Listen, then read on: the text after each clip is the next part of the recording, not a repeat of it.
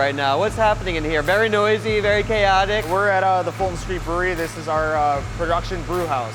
It's a 5-vessel, 50-barrel system. Again, it's a production facility, so we're making the larger batches of Matilda and Sophie and primarily Bourbon County. Being a production facility, you think that we're just making beer on a massive scale. We just put in a pilot system downstairs, and basically what that revolves around is having our brewers develop new recipes and have an outlet for creativity, because it can get long and monotonous just brewing a flagship beer. So we're in the fermentation cellar at Goose Island. This is where all the beer is basically made. Earlier we were talking about our brew house where we combine all the ingredients. This is where all the yeast does its work. How long would they stay here for? Depending on the beer, most of our beers go through about a 2-week fermentation, from the first inoculation all the way through to crashing the beer and cooling it down, getting it ready for package and processing. We walked around the facility and noticed all the tanks and all the brewing equipment, but not a single barrel. And one of the key things for a Bourbon County Stout is the bourbon in the barrel.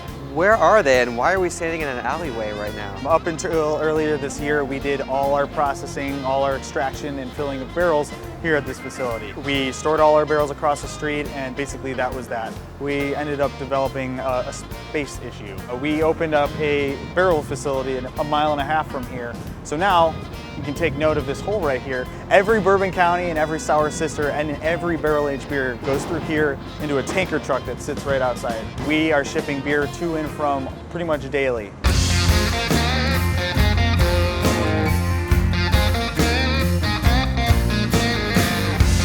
Many of your beers undergo a long journey from brewing to fermentation to the barrels. I mean, more than a year can pass from sort of brewing to the fact that we actually get to drink the beer. So what does that passage of time, especially in the barrels, contribute to the beer? Depending on the type of maturation, each barrel acts as kind of its own micro ecosystem, producing a lot of organic acids and very volatile bouquets of new flavors as it re-ferments in the barrel.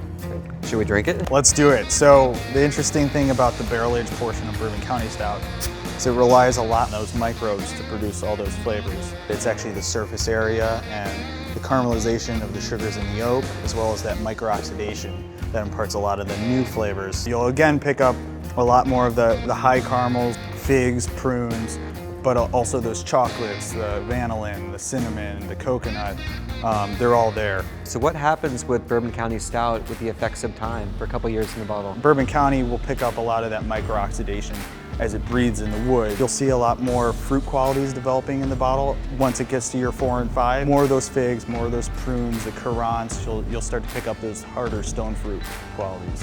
Cheers. Cheers.